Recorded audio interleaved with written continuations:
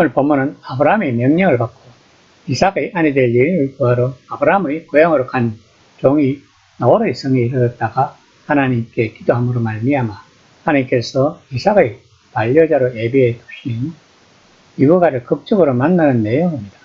아브라함의 종은 아무것도 모르고 길을 갔지만 하나님께서 그의 걸음을 인도하셔서 정확하게 그 신부를 찾도록 하셨다고 본문은 말하고 있습니다. 이것이 본문에서 전하고 싶은 중요한 메시지일 것입니다.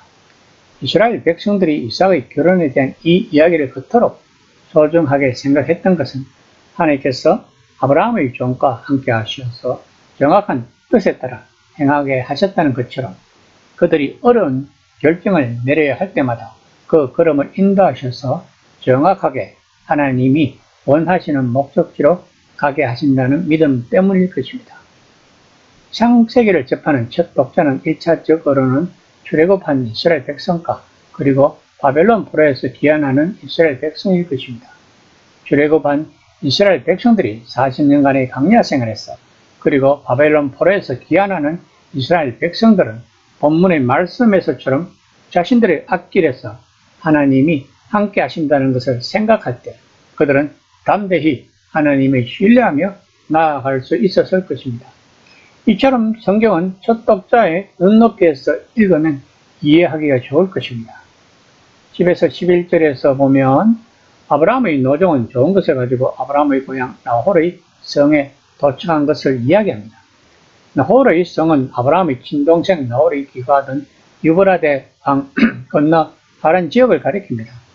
히브론에서 이곳까지는 거리상으로는 약 800km가량 되었고 시간적으로는 20일 이상이 소요되는 먼 거리였다고 합니다.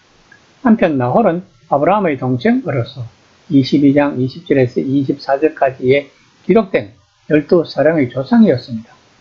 한편 물이 귀하던 고대 근동 지역에서 우물은 부락을 이루는 데 있어 필수적인 조건이었다고 합니다. 따라서 이곳에서 많은 사람을 만날 수 있었고 많은 정보를 얻을 수 있었다고 합니다.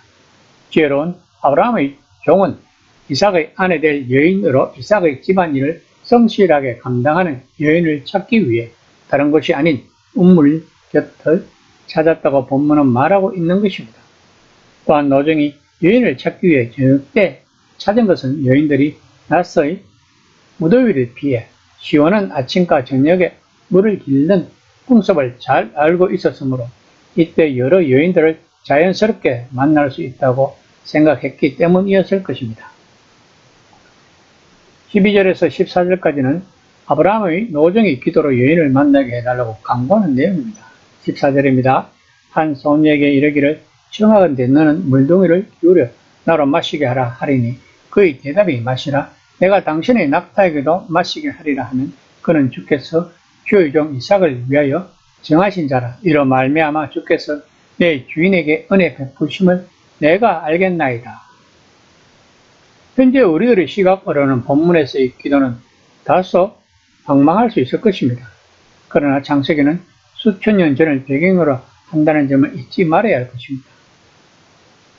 본문에서 마을 우물가에서 물을 청했을 때 낙타가 마실 물까지 배려하는 여성은 분명히 의미가 있습니다. 한 사람의 신앙은 무엇으로 확인할 수 있을까요? 앞에서도 보았듯이 창세기는 낯선 나그네를 어떻게 대할 것인가라는 주제가 들어있습니다. 소돔과 고모라는 나그네를 짓밟는 자들이고 애국과 블레셋에서는 나그네의 여성을 빼앗아갔습니다. 그러나 롯과 아브라함은 나그네를 환대했습니다. 그래서 이 종은 낯선 나그네를 어떻게 환대하는가를 신부감의 기준으로 삼았다는 것입니다. 나그네를 환대하는 여성 그리고 하나님을 경외한다는 것의 실질적인 의미라고 이해할 수 있다는 것입니다. 롯과 아브라함처럼 하나님의 사람들은 당대의 사람들과 다른 기준을 가지고 있었고 어떠한 상황에서도 하나님의 말씀을 믿고 따르며 살아갔다고 성경은 독자들에게 말하고자 하는 것입니다. 이에 초기 그리스도인들은 마태복음 22장 36절에서 40절까지에서처럼 하나님 사랑과 이웃 사랑을 강조하고 있는 것을 알 수 있습니다. 15절에서 25절까지는 노전과 리브가의 만남에 대해 말하는 내용입니다. 리브가의 이름의 뜻은 올가미 또는 골이라고 합니다. 리브가는 이름의 뜻대로 언약의 혈통을 잇는 골이 역할을 하였던 것입니다. 특히 리브가는 아브라함의 동생 나홀과 아내 중에서 본처인 밀가의 아들 부두엘의 소생이라고 본문은 강조하고 있습니다. 이는 리브가가 아브라함이 이삭의 배필로 심정에 원했던 대로 아브라함의 동족이며 그 중에서도 적자의 소생이었다는 것을 본문은 강조함으로써 하나님의 인도함에 있어서 전능함을 강조하고자 하는 것입니다. 또한 본문에서 리브가는 낯선 나그네와 동물들에게까지 자비를 베푼 줄 아는 여인이라고 말하면서 실로 리브가는 이삭의 신부로서 하나님의 언약 가문의 일원이 되기에 조금 더 부족함이 없도록 준비된 여인이었다고 본문은 말하고 있는 것입니다. 실제로 그녀는 이삭과 결혼하고 언약의 계승자 야곱을 낳음으로써 하나님의 원대한 뜻을 이루는데 매우 중요한 역할을 담당했습니다. 이처럼 하나님은 준비된 자를 들어 당신의 뜻을 이루어 가신다고 성경은 말하고 있다는 것을 알아야 할 것입니다.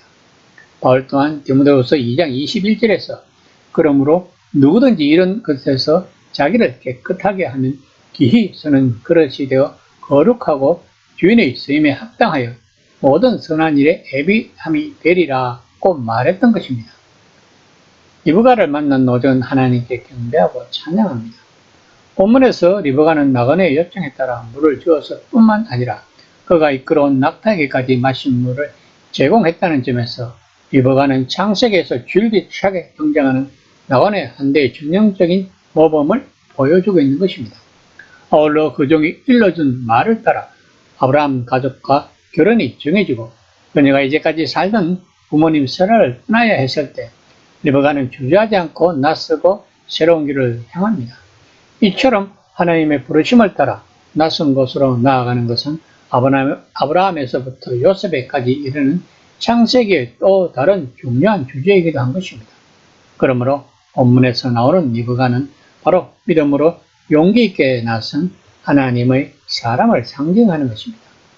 이 시간 나는 과연 리브가와 같은 믿음과 용기를 가지고 담대한 신앙생활을 하고 있는지 한번 생각해보는 시간이 되었으면 합니다.